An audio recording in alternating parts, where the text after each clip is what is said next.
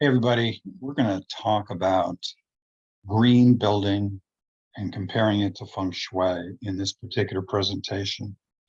There's an awful lot of similarity there. So let's start with this, the idea of lighting, how we light things, building sites, the distribution of energy, how we use direction, and yes, even the idea of being natural. And a green building has become more and more popular every year. And it does have some positive and sometimes negative effects on the natural environment. Of course, we're going to put most of our emphasis on the positive, but it's a very, very powerful thing nowadays, a possible niche that everybody in Feng Shui can get involved with. You've seen a lot of definitions of Feng Shui, like the art of placement or living in harmony with the natural world. But how about a system of laws to govern spatial arrangement and orientation in relation to the flow of energy, and favorable or unfavorable effects taken into account when siting and designing buildings? What does Feng Shui and green real estate have in common? Well, quite a bit, actually. They have a lot in common, but to me, you can probably bring it all the way down to the idea of comfort and using the natural world in a positive way. As you know, Feng stands for wind and Shui stands for water. And both those things are something that green real estate also takes into account. Green buildings are designed in such a way to reduce the impact on the environment and even human health. Efficiently using energy and water and other resources is a very, very important aspect of green building. But you can certainly see Feng Shui being involved with all of that also. Both of them are involved with protecting an occupant's health. Feng Shui works with energy too, of course. And as you know, it aids with health. A 1990 study found that daylight was crucial for the health of working people. There was legislation that was introduced in Germany and Netherlands to allow office workers to have a chance to be around a window once in a while during the day. It's very important that that connection was made. In 1993, a new Walmart building was erected in Oklahoma, with half of it being lit by skylights and the other half just by building. And they found out that sales were significantly higher for those departments located in the natural lit half of the store. So you heard about straight and perpendicular lines, and they're not natural. They are definitely man-made. And as you can see some of these quotes, nature creates curved lines while humans create straight lines. There are no straight lines or sharp corners in nature. Therefore, buildings must have no straight lines or sharp corners. As you know, that's impossible, really, but we try to eliminate them as much as possible. They're not natural. So when you see something like this, let's say you're walking out in the woods and you see something like this, you know that man was there. We've been harping about the idea of softening edges and straight lines a lot. Very important aspect. Show curves, show meandering. Very important in your beds and even inside, of course, too. So not coming across to a client as natural is not something that's ever positive. It's not positive for them that are living there. And it's certainly not positive if it comes down to trying to sell a house too. These are not natural. So what represents a good building lot in Feng Shui? Well, it should be a rectangle if at all possible. And the lot should have a lot of critters on it. When you see a place that has animals that consistently show up, you know that the feng shui is good in that property. The directions are very important for both green and feng shui. The way we use it in feng shui is going to be different than in a compass school, but we also consider direction very, very importantly with respect to the sun.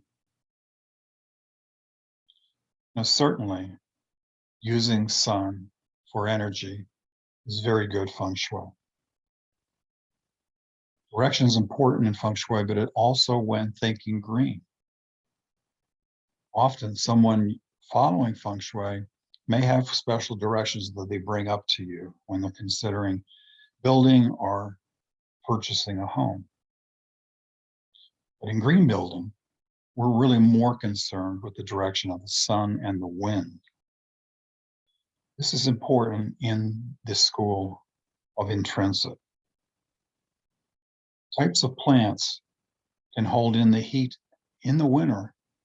They can also keep it cooler during the summer. And getting good at this can really help your clients a lot. So use the sun to create savings on the heating bills and use smart landscaping to create a savings on the cooling bills, and you'll come off as a hero. Did you know that a well-positioned tree by a house can save up to 25% of the home's energy for heating and cooling?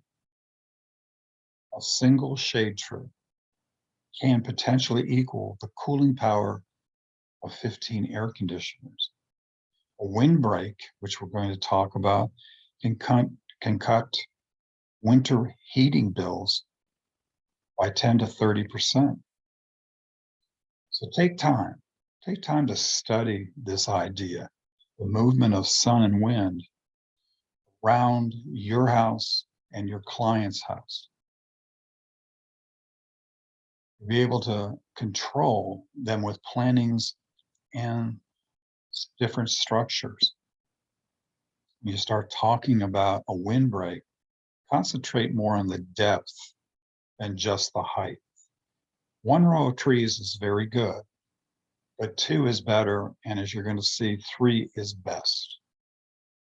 Plant windbreaks on the north and northwest side of the house. See where the wind's coming from. So use nature, use landscaping to create security and privacy, as you already know.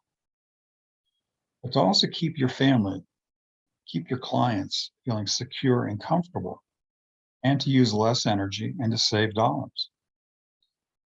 And of course, to attract that very important nourishing chi.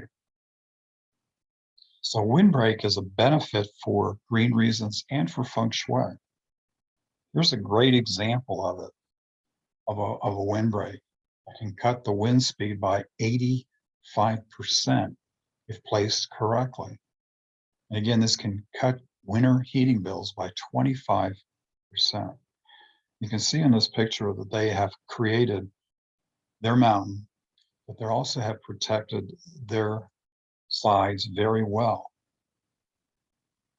So evergreens in the back can really help block the north winds in the winter, and they're not going to lose their foliage at all. But deciduous trees can be very helpful if you place them in particular places around the house also.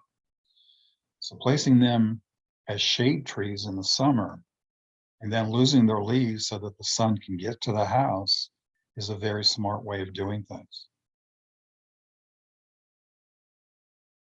So the wind velocity can come over top of this windbreak and be slowed down considerably. So a house can really be a lot more comfortable, a lot more.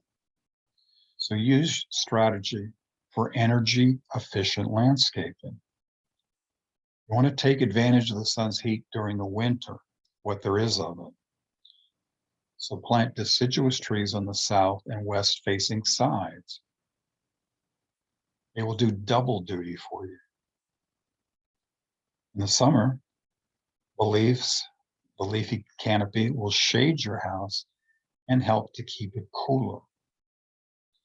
So remember, Feng Shui focuses on using the classic armchair. We always think of that first. So you can see in this particular picture, you've got a particular type of trees in the back and a different type possibly on the sides or where the windows are. So in the summer, this works perfectly. Those trees are going to help keep the house cooler. They'll shade some of the windows. Whereas in the winter, they're going to lose their leaves and allowing the lower lying sun to actually penetrate and get into the house and give it some added warmth.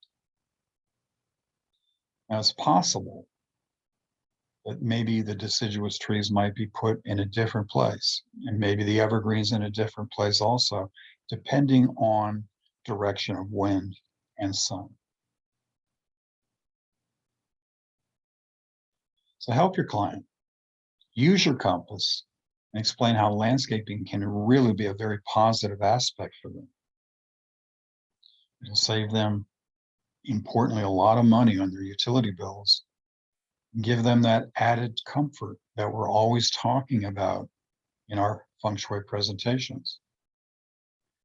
You do not want trees or bushes too close to the house. You've learned that before. This is not only a Feng Shui concern, but it's also common sense. When you get the plants, the landscaping too close, you might create a problem for yourself. So we don't want that to happen. If you've got a tree in front of the house blocking the front door, you know that's a problem in Feng Shui. I'm not advocating for you to take down that big, beautiful tree, but it is something that has to be considered. A water feature, believe it or not, can also cool a house, any environment, physically and psychologically. A large pond upwind will noticeably cool the air of your whole home, your whole environment. A small pond or fountain can cool a smaller area. So doing something like this, if you're taking into account where the wind might be coming from, can actually help cool a house somewhat also during the summer. Certainly, we like using little water fountains like these in the interior. They create a great ambiance and a great sound. So direction is not just a Feng Shui thing. If designers spent more time thinking about window placement and building orientations, things would be a lot more comfortable for folks. Hope you enjoyed that, and that again compares for you the idea of green to Feng Shui.